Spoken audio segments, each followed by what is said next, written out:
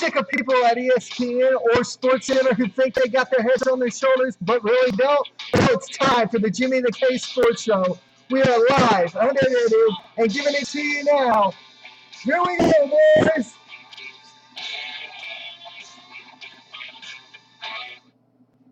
Wow. Hey, it's me, Jimmy the K, and this is another installment of the Jimmy the K Sports Show. I'm so glad that you joined us this week. I apologize for the last few weeks of hiatus, but due to the fact of Ustream having problems, my computer having problems, people getting sick, just things just going all over the world right now. Not an excuse, but hey, guys, I'm back and I'm better than ever. I guarantee you that. So what has been going on the last 4 weeks? A lot has been going on. So much that my brain probably couldn't wrap it up in a whole hour or 2 hour show. But what I'm going to go ahead and give you is I'm going to go ahead and give you some of today's, as of October 10th, scores, college football scores. We're going to go through college football scores first, and then we'll go back after college football scores and look at some of the news over the last few weeks. And capping off the show, I want to definitely tell you who my top 3 picks for the Texas Rangers managerial position is going to be, and why I think those picks are prudent or significant in my opinion.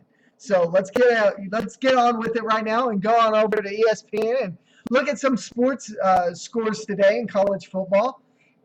College football today was not near as bad as last week. Last week, I believe 4 of the top 10 teams went down, and a lot of them went out of the playoffs, or not went out of the playoffs, but went out of the top 10. And you know, one win or one loss in this system, this playoff system, you could probably still get in the playoff system. 2 losses, you pretty well have kicked yourself in the hiney, and that's that. So let's go ahead and look at some of the scores and for today in college football. Today's October 11th, excuse me. A game went on last night between Washington State and Stanford. Stanford wins 34-17. You know, a good team in Stanford. They're going to stay in the top 25. They may even move up a couple positions. Duke winning today 31-25. Oklahoma State winning 27-20. UCLA getting clobbered by Oregon 42-30. Georgia puts the hiatus on Missouri 34-0. Michigan State beating Purdue 45-31. TCU not outlasting Baylor. Baylor wins in a last-second field goal, 61-58. I want to look a little bit at TCU. I'm going to come back to Oklahoma and Texas here in a bit because TCU and Oklahoma, I'm gonna talk about them here a little bit in a little bit. North Carolina losing to Notre Dame 50-43, but wow. Florida State winning 38-20 over Syracuse. Auburn in a upset today, losing to Mississippi State 38-23. Ole Miss and A&M yet to come on. UCLA, Arizona yet to come on. We got a game in the fourth quarter right now with Alabama beating Arkansas 14-13 with 7 minutes and 28 seconds left in the game. So quite possibly by the end of the show or so, the Alabama game may or may not be over. With 14 minutes and 17 seconds left in the third quarter, South Florida beating East Carolina 17-7. Today was the Red River rivalry. Try saying that fast 3 times. Red River rivalry, and that of the Texas OU tradition. Texas really showing that they could hold Oklahoma on their own. Oklahoma winning 31-26. But the problem with Oklahoma today was the same problem that they had last week in the loss to TCU. Again, after that loss to TCU last week, and I know I didn't do a show last week, but I've been telling a lot of my friends, through Facebook, through the All About Sports Zone page, stuff like that, that TCU was for real. TCU meant business, and they were for real this year. Today's game against Baylor proved that. Now, you're going to tell me, well, Baylor came back 24 points in the last 10 minutes and 30 seconds of the game. But honestly, I believe some of that was on the refs. Some of that was on the refs, that loss. Some of it was on TCU's poor play. But what that proved to me today is that TCU can and will hang with the best of them. One loss for TCU, one loss for Oklahoma. Baylor's the only undefeated right now, so they could be that one team that could be in the playoff system as of right now. But Baylor still has a tough test. They have Oklahoma and Norman, and very seldom does Oklahoma lose at home. But back to Oklahoma. Oklahoma looked last week like a team that had problems. Today against Texas, the lowly Texas Longhorns, they looked to be a team that had problems. They continue the last couple of weeks to show that they've got problems, mainly on their defensive side of the football. Offensively, they've got problems. Trevor Knight's not hitting his receivers the way that he needs to and not getting to that next level. P. Ryan, the nice young running back that has had over 100 yards rushing each the last 5 games or so, teams are starting to key on him. So Josh Heupel is going to have to start thinking outside the box offensively for offensive plays to get Oklahoma over that hump. Granted, a win is a win. You don't complain as a coach about wins, but you always look at what you can do better. And what Oklahoma can do better is they can play a lot better. Losing last week to TCU in Fort Worth, barely beating Texas 31-26 today. Oklahoma has problems, and problems that they need to work out, plain and simple as that. Now let's go back and look at some of the sports topics over the last few weeks that I've not been able to address due to illness and things of the such that have left me lagging on doing the show. Weeks ago, Ron Washington came out with a press conference basically saying, I would have been back next year. I would have been back. This was not a John Daniels in front office situation. He says, I was not true to my wife. I was not true to my wife. Okay? All this time, for the longest time, I was on JD's back as John Daniels could have been the fly in the ointment, so to speak, and forced him, and ownership could have forced him out. Now, that could have still happened. Do not get me wrong. I could still see this both ways. But with Ron Washington coming out and publicly saying, and I quote, not true to my wife, what that means to me is that even if he was forced out, he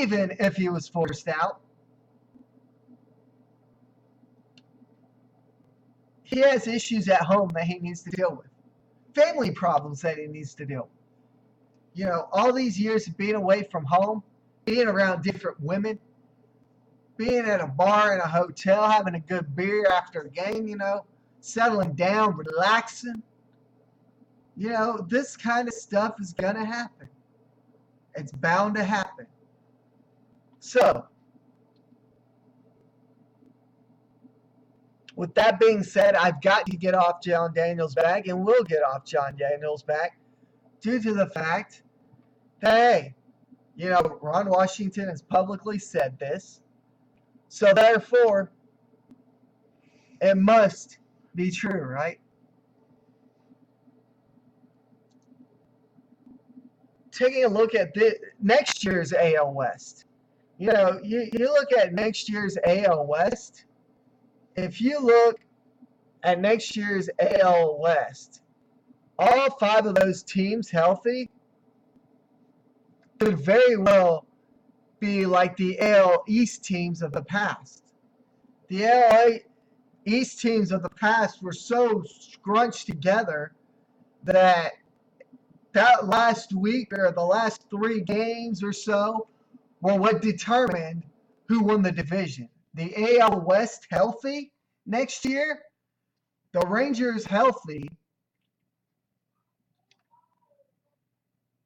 the Astros healthy under a new manager and AJ Hinch and new ownership and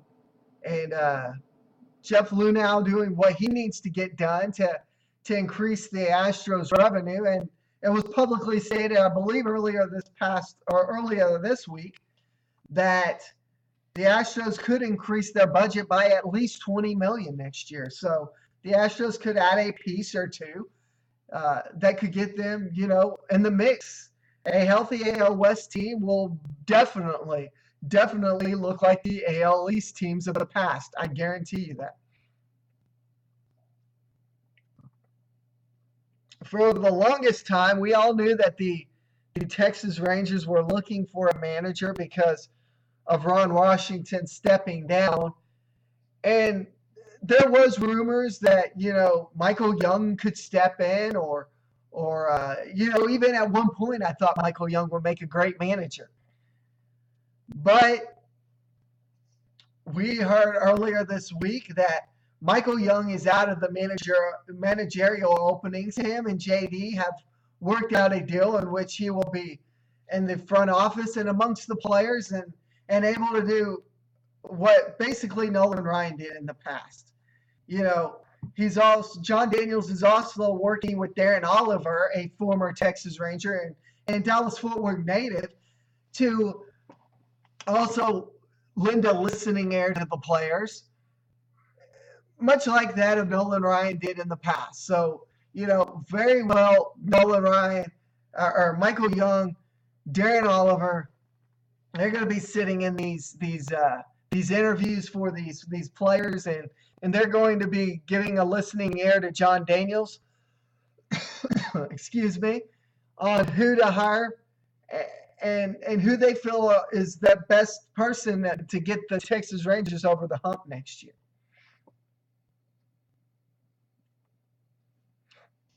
And going back to the Texas Longhorns and a little bit of college football, the head coach over there at Texas, Charlie Strong, has increased drug testing. A lot of people in Texas are like, no, you can't do this. Well, you want to know something? This coach means business. He's cleaned house. You look at great coaches of the past, NFL, college football, it doesn't matter what it is. If you go out there and they've got disciplined players, like what Charlie Strong has done and what Jimmy Johnson did in the past with the Dallas Cowboys, those teams made the championships. And when they did, it was on and over and over and over and over. And Charlie Strong is a very disciplined man. He wants his team to be disciplined. All I can say is today what we saw in the Texas OU Red River rivalry was not a disciplined Charlie Strong coaching staff. Something that him and his staff need to work on to get over that hump. Although I very well could see Texas within the next year or the next 2 years being a force to reckon with in the Big 12. So with that being said, Charlie Strong's doing what needs to be done in Texas to get this team above and beyond.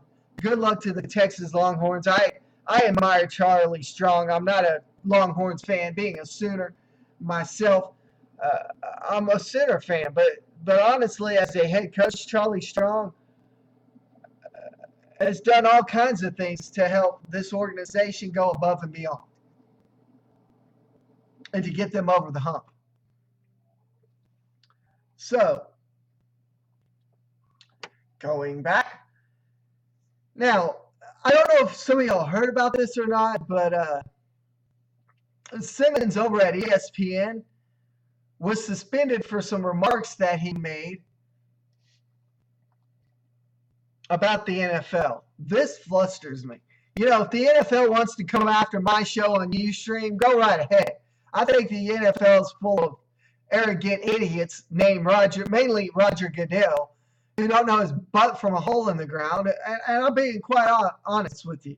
If you have a problem with this show, fine. But I'm going to be quite blunt. Roger Goodell does not know his butt from a hole in the ground, and the NFL knows that. A lot of people want him out as a system head, and a lot of people want to see change in the NFL. I'm one of them.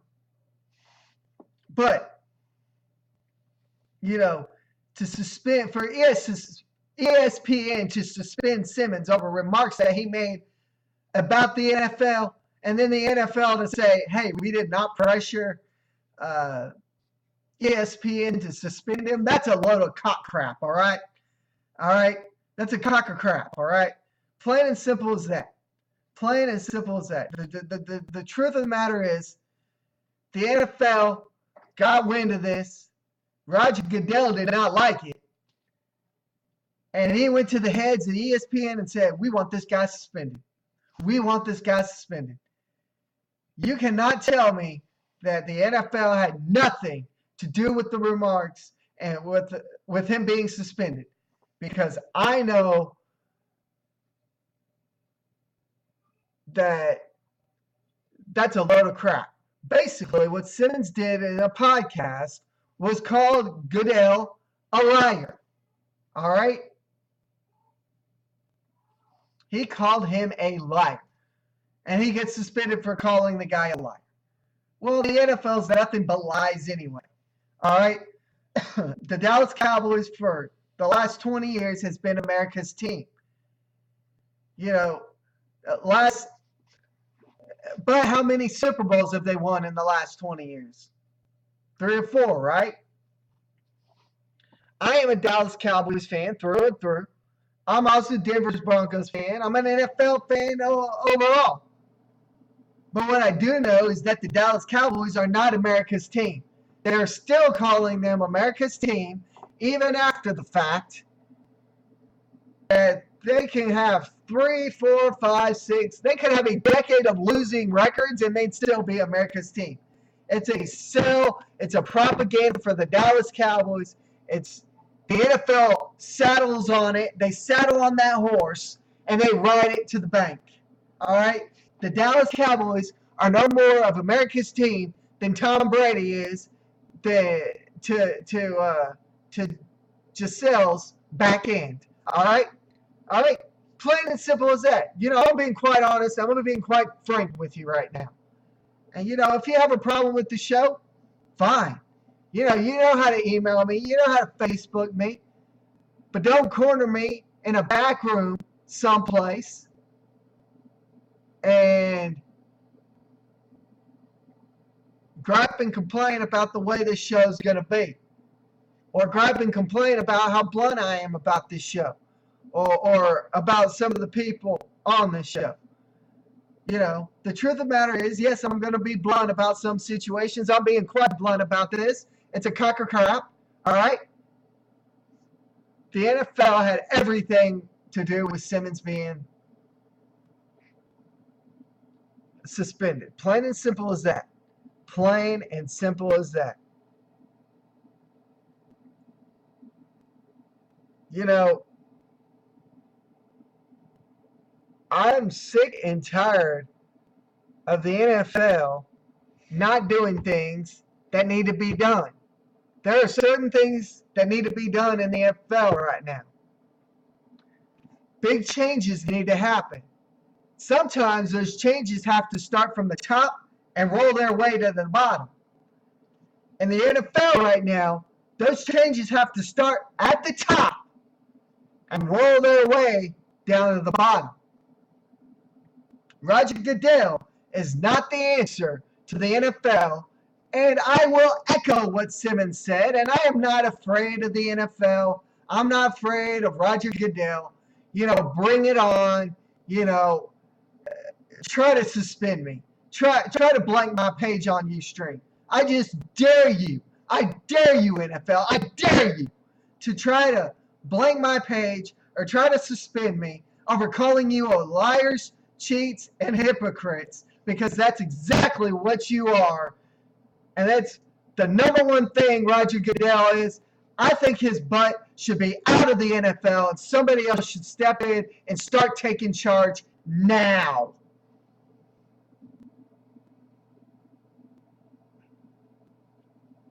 That being said, I'm getting off my soapbox.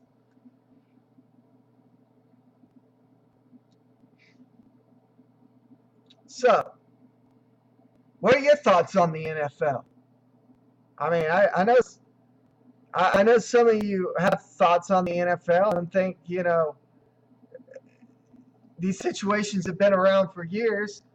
Why aren't we dealing with them the way that we should be dealing with them? Or why aren't we dealing with them? Or why aren't we just staying out of the players' lives? What are your thoughts on this? What are your thoughts on this? These are only my opinions.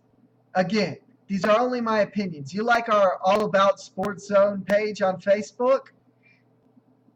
You have the ability to comment on the page and say, I totally disagree with you. You have the ability to message me live on a show. Your questions, your comments, your concerns through our Ustream page here. That's live.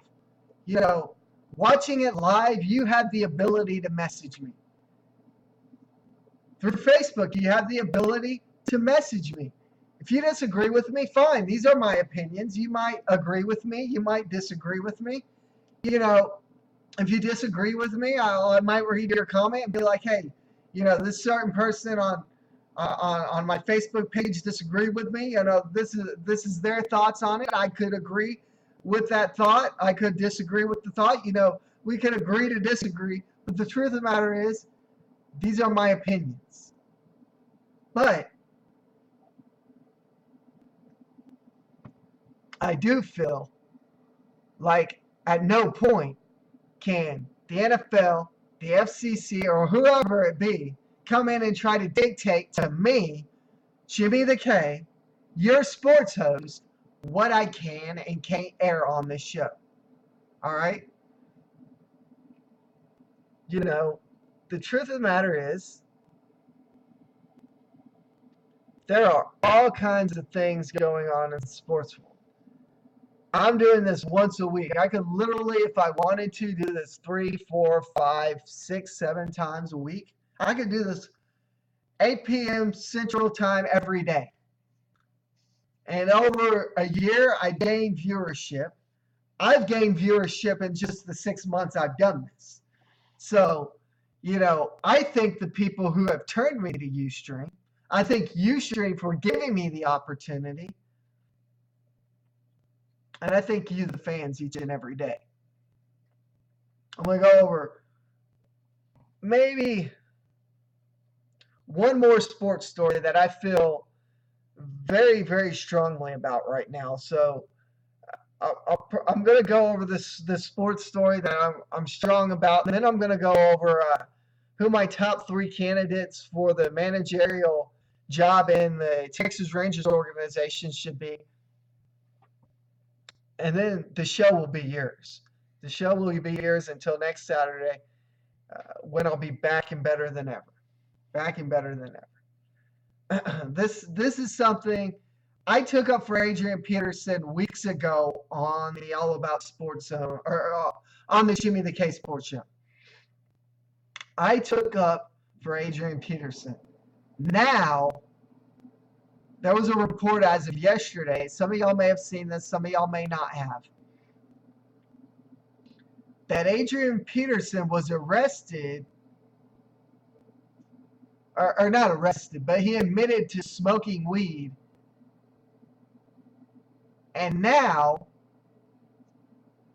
the same people that are out for his blood for supposedly beating his children. And I say that in quotes because I spank my children, and I'm not afraid to tell you that. I'm not against spanking. I think there are more than one way to discipline. Sometimes spanking works. Sometimes a stern talk works. Sometimes a timeout works. Sometimes just taking that favorite toy that they've been playing with for the last week away, or favorite DVD that they just got away for the last week works. But I spank my children. I don't feel by any means that the government can come in and tell me yes or no to whether on how I should discipline my children. What Adrian Peterson did, spanking his children, switching them, spanking them, however, whipping is the term. I got whippings when I was younger. Nothing wrong with me by any means. But this weed charge, this weed admission by Adrian Peterson just makes him look guilty now. Granted, I'm not saying he is guilty on the child abuse charges. I'm not going to say that until I know for a fact that he really did beat those kids. But you have to understand, and I said this weeks ago here on the same show, when you are spanking a 4-year-old, a 4-year-old squirms a lot. It happens a lot. I've talked to several friends of mine who also spank their children. 4, 3-year-olds, they squirm a lot. So sometimes you go for that swat and they move and you end up getting a thigh, or you end up, getting an ankle or a back by accident. It's not done on purpose. But that child brings it upon themselves, getting hit in the back, getting spanked in the ankle, getting spanked in the leg by that movement. But this admission to weed by Adrian Peterson makes him look 1,000% guilty in the child abuse cases. Why? Because when you're high, you do stupid things. When you're drunk, you do stupid things. All right? So, granted, I have already said that I'm standing by his disciplining his children and spanking, switching, whatever he wants to call it. I'm standing by that. But if he was high, or if he was drunk, and this was out of rage, I can't stand by it.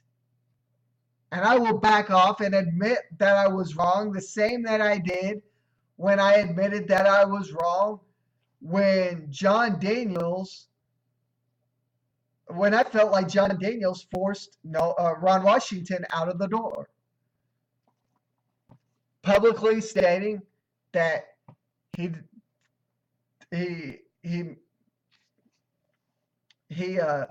let down the trust of his wife, makes me just believe, by all means, that I just can't be on John Daniels' back right now about that. I cannot be. So, with that being said, I want to end the show on my top 3 candidates for the Texas Rangers managerial opening and why, I feel like they should be in this order. Number 1 should be Tim Bogart. Number 1, I feel Tim Bogart is the manager who the Rangers will ultimately hire. Secondly, I feel like Mike Maddux, if Tim Bogart is not hired, is going to be that next person. If Mike Maddux and Tim Bogart are not hired, it will be Steve Buechele. Now, why in that order, you might ask? Why in that order? Why not Steve Buechele, maybe Mike Maddux and Tim Bogart, or Steve Buechele, Mike Maddux, Tim Bogart? Why did you pick Tim Bogart over Mike Maddux, Buechele? etc., etc. Here are my thoughts on this. The last 20 or so games of the season, the Rangers went 14-6. The Rangers had a 9-game winning streak, or a 9-game winning streak at one point. So Tim Bogart really proved that he could take a young nucleus of players, basically a AAA team, and get them to play high-level baseball against some of the top teams out there. They swept the Braves. They swept, or they won a series against the Yankees at a time when they were out of it.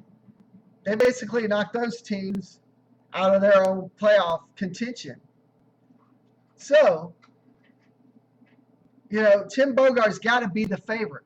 9-game winning streak, getting those young nucleuses of players, basically a AAA team, to play together and get that 9-game winning streak. Whatever that chemistry was with Tim Bogart worked. You don't get rid of something that works until you know for a fact that it's not going to work. And what we learned over those 20 games and the 14-6 record and a 9-game winning streak over that time is that what Tim Bogart was doing worked. Whatever he did worked. Why do I pick Mike Maddux next? Why? Because he's in his last year. All right? He's in his last year. If he does not get a contract with the Texas Rangers, it's see you later, alligator. And I can't have that. The truth of the matter is, a lot of people are going to look at the numbers under Mike Maddux and be like, they weren't the greatest. Last year's numbers were actually pretty poor for the pitchers. But you look at this World Series years that they went, 2010, 2011, and they were in the top 5 in pitching ERA. Top 5. Of course, they were healthy both those years also. They didn't have a lot of players on the DL. So, healthier years, they made the playoffs. And we understand that as Ranger fans, is that a healthier team is going to get us a long way. Plain and simple as that. Now, why Steve Buechele third? Steve Buechele managed the Frisco Rough Riders last year to a pretty good record and moved from Double-A, where he won a couple of championships, if I'm not mistaken. So, why Steve Buechele last? Because I really don't feel like Steve Buechele's ready for that managerial job in the major leagues. I really don't. I don't feel like he's ready for that next step. I very well could see him being a hitting coach or a bench coach for Tim Bogart. But, manager-wise in the big leagues, I just don't see that happening. I really do not see that happening. So those are my 3 choices for the Rangers managerial winning, so to speak. Tim Bogart, Mike Maddux, Steve Buechele, in that order. What are your thoughts on this? What are your thoughts on all these sports news? I'm going to go back to ESPN and check the Alabama score for you. Hopefully it's a final by now. We shall see. 1 minute and 1 second left in the fourth quarter. 14-13. Alabama's got the ball basically over with. Ole Miss is leading A&M right now with 8 minutes and 11 seconds left in the first quarter. 7-0. But with that game just started, it's going to be a few hours away. So stay tuned for possibly an update on that. With that being said, do you have sports stories, questions, comments, concerns about the Jimmy the K Sports Show? All you have to do, 3 simple things, and you know exactly what you have to do. I tell you each and every week what you have to do. It's not real hard. Not real hard at all. Basically, all you have to do for this is just email me at allaboutsportszone. That's one word, allaboutsportszone at gmail.com. Or you can like us on Facebook at facebook.com/allaboutsportszone. Or you can follow me on Twitter at JimmyKersey1. Until next week, 8 p.m. Central Daylight Time, I am Jimmy the K. This is the Jimmy the K Sports Show. And until next week, 8 p.m. Central Daylight Time, I'm Jimmy the K. This is Ellie Goulding with Vern. See you next week. Until next week, peace out. I'm Jimmy the K.